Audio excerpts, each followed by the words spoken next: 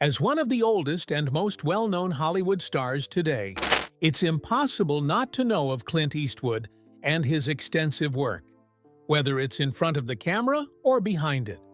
With a career spanning over 7 decades, the actor has practically done it all, along with some other things he wishes he hadn't.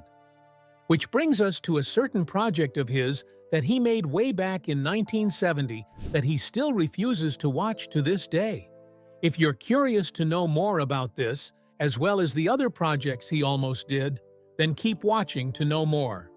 Clint Eastwood is known for popularizing the genre spaghetti western, which is a subgenre of western films about the American Old West in European countries like Italy or Spain, and helmed usually by an Italian producer and director. Eastwood also has a fair share of projects that didn't fall in the category of spaghetti western, but are heavily inspired by it, such as the 1970 American-Mexican western film Two Mules for Sister Sarah. And this very movie is the one that Clint Eastwood refuses to watch, despite being praised as one of his popular works. Two Mules for Sister Sarah tells the story of a former Northern soldier named Hogan, played by Eastwood, who gets himself mixed up with a nun named Sister Sarah, portrayed by Shirley MacLaine. As it turns out, this nun he saved was no ordinary one, since she had been helping a group of Juarista rebels who were fighting against Emperor Maximilian in Mexico. Hogan ends up protecting her from the many French soldiers on the lookout for her as she traverses the Mexican desert. Directed by Don Siegel, the movie was shot purely in Mexico for a little over 2 months. The movie is a commercial success, which is a great relief to the cast and crew because of the extensive efforts they had put into completing it. For the record, Clint Eastwood isn't the only one who was not quite fond of the movie. Apparently, many of the cast and crew were too, including the film's director, Don Siegel. According to the 2-in-1 biography written by Judith M. Cass titled Hollywood Professionals, Todd Browning, Don Siegel, the Mexican director had to film the movie for 65 days straight and get as much content as he could.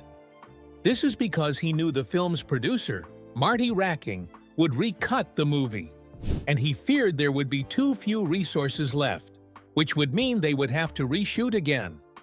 To avoid the footage from being cut too much, Siegel tapped cinematographer Gabriel Figueroa to help him shoot as efficiently as possible. Mexico is quite far from the usual film settings they used to work on, not to mention the fact that it was a difficult journey for both cast and crew. The main reason why Two Mules for Sister Sarah was shot in Mexico is because of Elizabeth Taylor. Hold on, we know you're confused since the actress wasn't even in the movie. But for those of you who didn't know, Elizabeth Taylor was originally pegged to play Sister Sarah in the movie. Eastwood and Taylor were good friends, and she was even the one who handed the script of the movie to the actor when she went and visited the set of Where Eagles Dare. At the time, Eastwood and Taylor's then-husband, Richard Burton, were working on the movie together. Everything was greenlit for the movie. Even Universal Studios approved everything. But there was just one tiny but peculiar stipulation on Taylor's end. She would only film in a location that was geographically close to her husband. The thing is, Burton was working on the war movie Raid on Rommel in San Felipe, Mexico. Eastwood and Siegel had no problem with that, and by this time, both men had collaborated on more than a few projects, so they were cool with each other. Eastwood, Siegel, and the whole cast and crew willingly went to Mexico in the hopes of filming Two Mules for Sister Sarah. Plus, the movie's setting is originally in Mexico anyway, so they were killing 2 birds with 1 stone. But things didn't go according to plan. For some personal reason and other problems, as Eastwood worded it, Elizabeth Taylor had to drop out of the movie, which left them with no leading lady. Universal Pictures took over and had a certain lady in mind, Shirley MacLaine. You see, at the time, the musical comedy Sweet Charity, starring MacLaine herself, was set to be released then. So the studio thought it would be ideal to have her cast in the movie opposite Eastwood, so they could boost Sweet Charity and capitalize on her acclaim.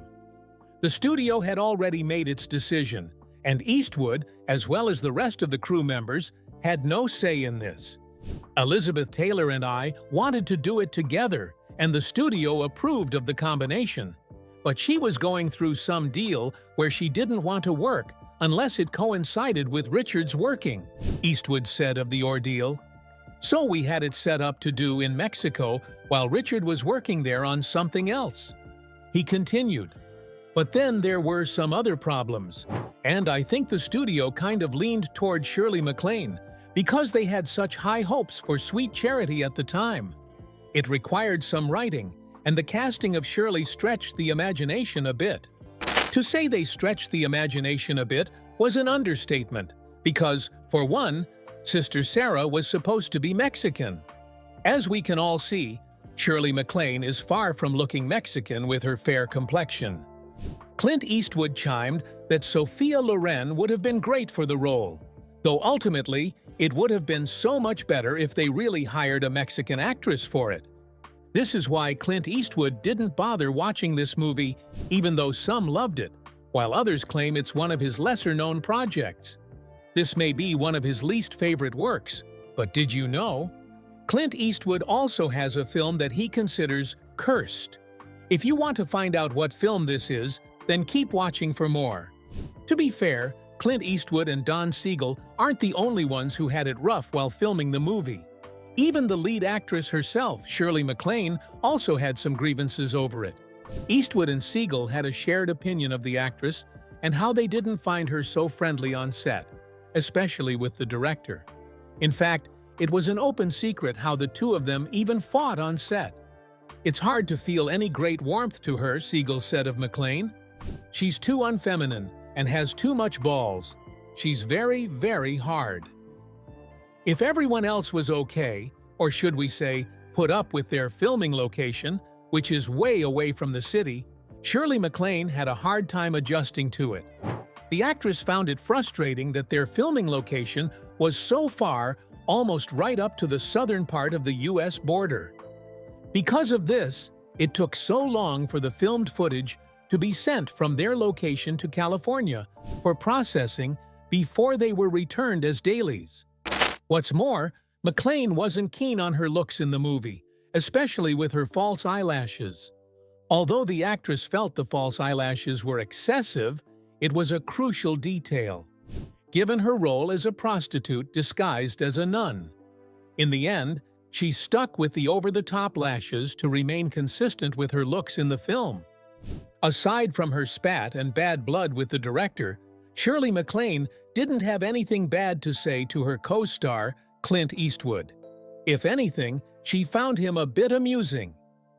During the Q&A portion at the TCM Film Festival, the actress shared a lesser-known side of the actor. He's quite brilliant and funny because he's so laconic, and he doesn't know it, MacLaine said of her Two Mules for Sister Sarah co-star. I adore him. I remember when we were doing Two Mules for Sister Sarah, his horse was acting up. This is when I knew he was a true Republican. He got off the horse, looked at the horse, and socked him. At least Two Mules for Sister Sarah did fairly well at the box office and had a lukewarm reception from the public. If anything, at least it beats the title of being a cursed film project, just as the actor deemed this certain project of his from the past. Every production comes with its own challenge, but there's always the chance of it going from bothersome to downright cursed. Fortunately, the luck of Eastwood's character seems to have rubbed off on him as he managed to come out of the whole ordeal unscathed. But for the rest of the cast and crew, maybe not so much. The film we're talking about is none other than the 1984 action comedy City Heat, where Eastwood starred alongside Burt Reynolds and was helmed by Richard Benjamin. Interestingly enough, Benjamin wasn't the first choice of director for the film, since Blake Edwards was originally set to direct the movie. The latter even wrote the screenplay for it.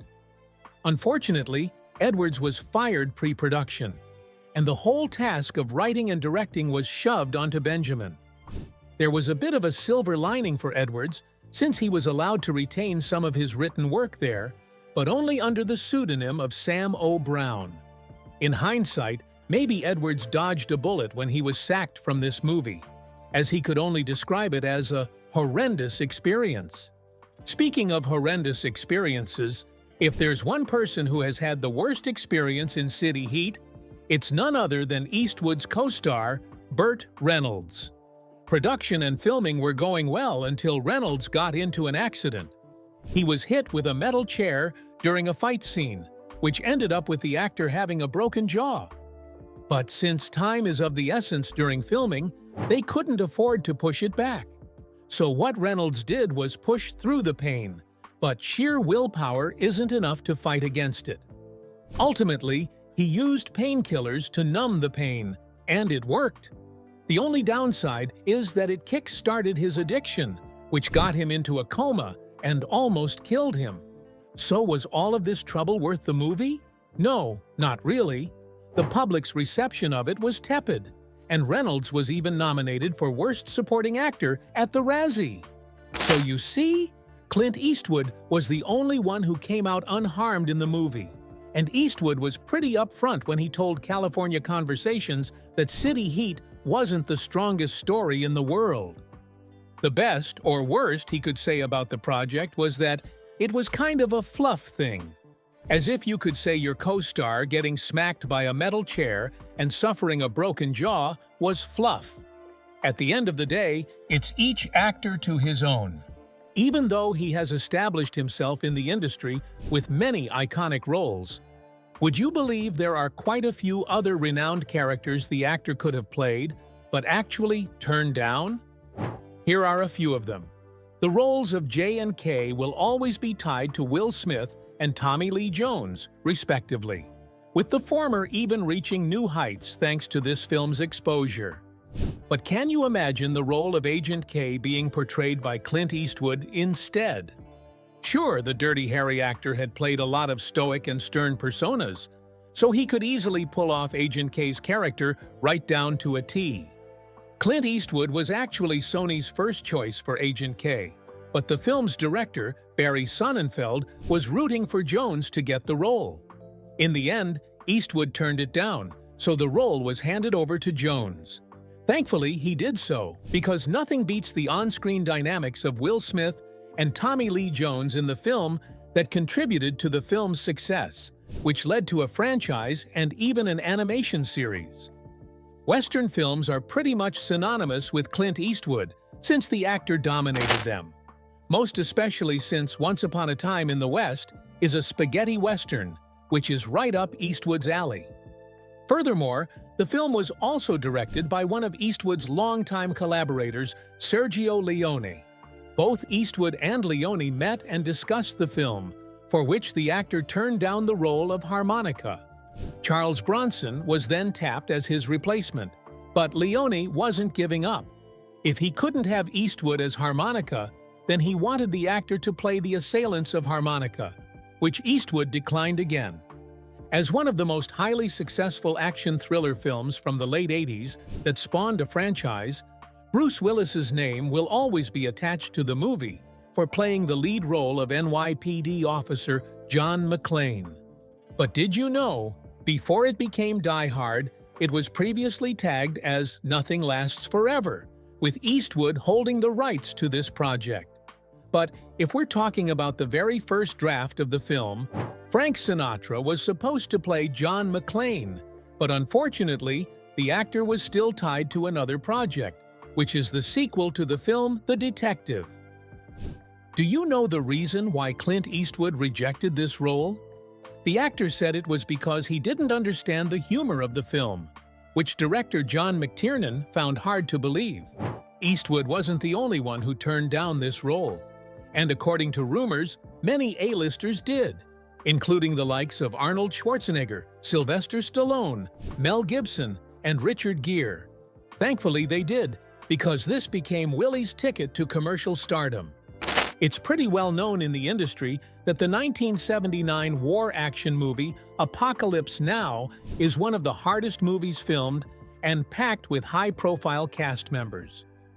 For all their troubles, thankfully, the film reaped a lot of awards and received critical acclaim. Clint Eastwood would have been part of this star-studded ensemble. But alas, he too turned down this role. And his reason? He said he didn't understand this show too much.